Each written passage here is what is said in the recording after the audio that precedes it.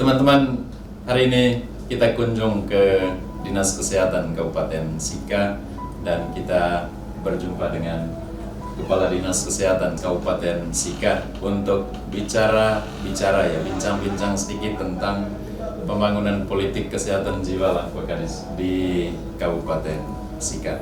Teman-teman tentu belum tahu atau mungkin sudah tahu siapa itu Pak Kepala Dinas Kabupaten Sika, lalu di sebelah juga ada pemicu ya, pengaco kesehatan jiwa ya, oke lah. Kita minta sedikit perkenalan dari Kepala Dinas Kesehatan Kabupaten Sika dengan sukarelawan kelompok Kasih Insanis Kabupaten Sika.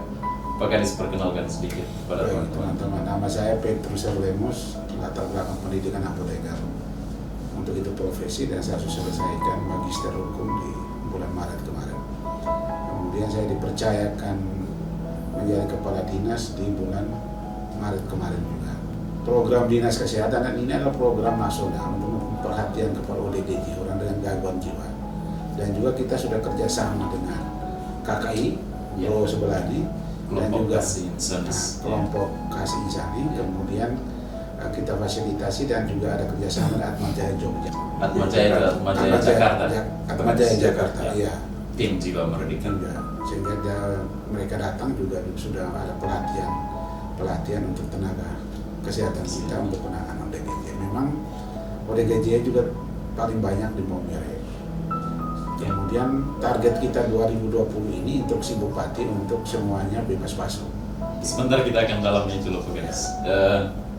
Pak Vincent, ya, baju kuning, bukan Golkar ya? Baik, terima kasih teman-teman. Saya Vincent Juje. Saya salah satu dari teman-teman yang terlibat di dalam kelompok Kasih Insanis di Maumere. Kami ada di dalam kelompok yang memberikan perhatian khusus untuk teman-teman, saudara-saudara kita yang saat ini menderita gangguan jiwa dan dalam hal sehari-hari sering kita jumpai mereka tidak mendapat pelayanan sebagaimana layaknya kita pada umumnya, sehingga saya dan teman-teman di KKI memberikan hati untuk mereka. Terima kasih. Pak Kadis, saya kira langsung pada 1-2 kasus ya, nanti baru ya, didalami ya. Di Kabupaten Sika ini saya kira kasus bunuh diri paling tinggi itu ya di Kabupaten Sika. Memang banyak orang yang mencari sebabnya apa, termasuk juga bertanya kepada saya sebabnya apa. Terus terang untuk kami kelompok Kasih Insanis tidak pernah namanya mencari sebab. Kita mencari pengobatan, kita mencari SDM. Tapi mungkin Pak Kadis sebagai dinas atau OPD yang memang menangani kesehatan masyarakat, ya paling tidak berikan 1-2 hal kepada masyarakat bahwa bukan soal terutama moral ini, entah moral hukum atau moral agama, tetapi ini adalah persoalan kesehatan ya, terkait bunuh diri. Memang kasus akhir-akhir ini untuk Sika cukup tinggi ya, untuk kasus bunuh diri, dan itu pada usia produktif. Ya. Setiap kematian dinas mengkaji akar masalahnya. Ya. Kita temukan ada beberapa akar masalah, yaitu yang pertama himpitan ekonomi.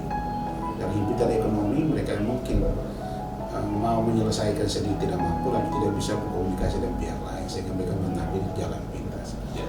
Kemudian ada beberapa mahasiswa yang selesai kuliah, kemudian ada bertahun-tahun tidak mendapat pekerjaan, dan ini mungkin ada psikologi yang mereka merasa tidak mampu keluar dari situ. Kemudian ada mungkin komunikasi dengan keluarga dan tetangga merasa hal yang aneh karena telah selesai studi kemudian hanya nganggur. Sebenarnya ya kalau bahasa Alkitab itu adalah tuayan itu banyak tetapi pekerjaannya sedikit. Itu saya harus sampaikan. Banyak-banyaknya tautan ya. Seharusnya tidak ada pengangguran. Peluang-peluang ini ada, hanya bagaimana cara untuk mendapatkan peluang itu. Kalau kita hanya mau istilahnya berpikir diri sendiri, mumet dengan dia sendiri, ya pasti jalan pintas diambil. Yang terakhir bunuh diri yang terjadi ada di Rotat. Yang di Rotat itu bunuh diri itu adalah para pekerja, dan memang kita perlu telusuri ke masalah keluarga. yang tidak bisa dicari jalan keluar, akhirnya dia mengambil jalan pintas. Dan memang Itu yang dari Jawa itu. yang dari Jawa, yaitu mereka ada bekerja yang untuk memperbaiki gedung-gedung pintu air, kemudian dipanggil ke sana, dan kelihatannya hari-hari terakhir itu dia ada kehilangan, kayaknya bukan dirinya yang ada. Kemudian akhirnya dia subuh dia mengambil jalan pintas, dan itu kita dalami, dan yang paling mendominasi itu adalah himpitan ekonomi. Himpitan ekonomi, kemudian mahasiswa kebanyakan setelah lulus lalu mendapat pekerjaan sehingga mungkin situasi rumah dan tekanan psikisnya maka mereka mengambil jalan keluar. Sebenarnya hal-hal itu tidak boleh terjadi. Sehingga program dinas untuk bagaimana turun ke masyarakat dan sekolah, bagaimana menjelaskan untuk di sisi kesehatannya, dan kita komunikasi dengan para psikologi agar pembinaan tetap jalan.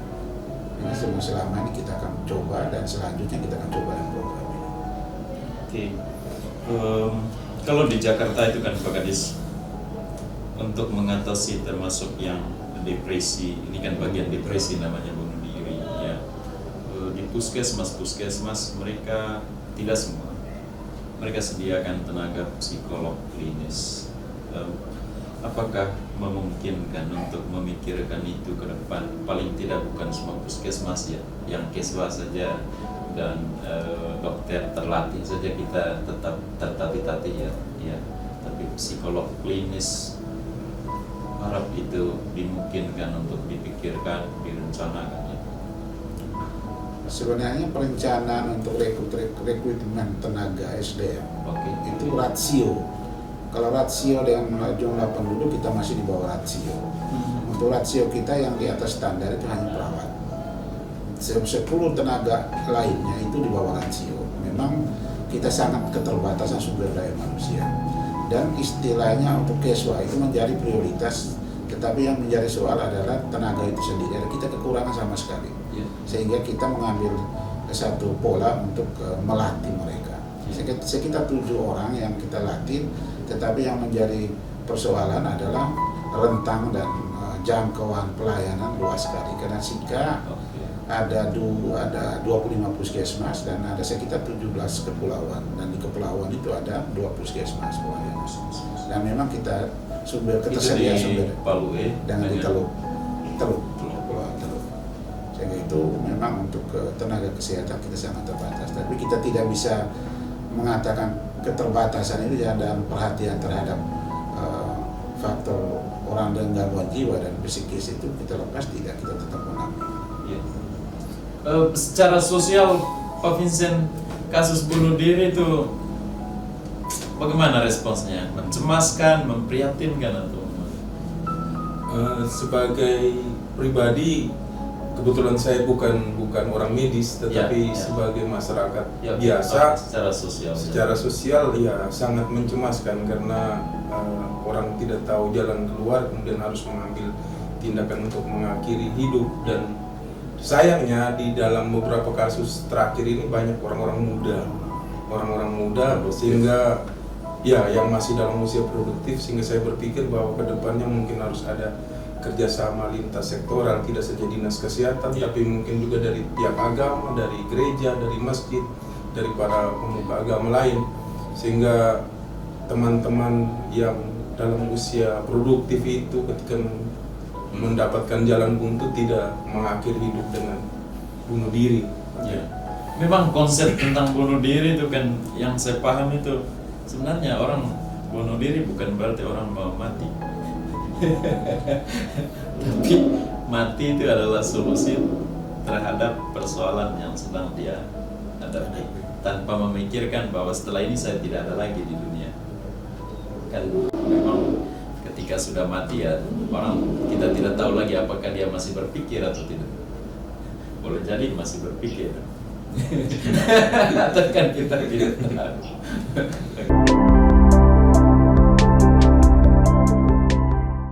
Yang Pak Kadis lihat itu dengan pergerakan-pergerakan seperti itu, seperti apa pentingnya itu kesehatan?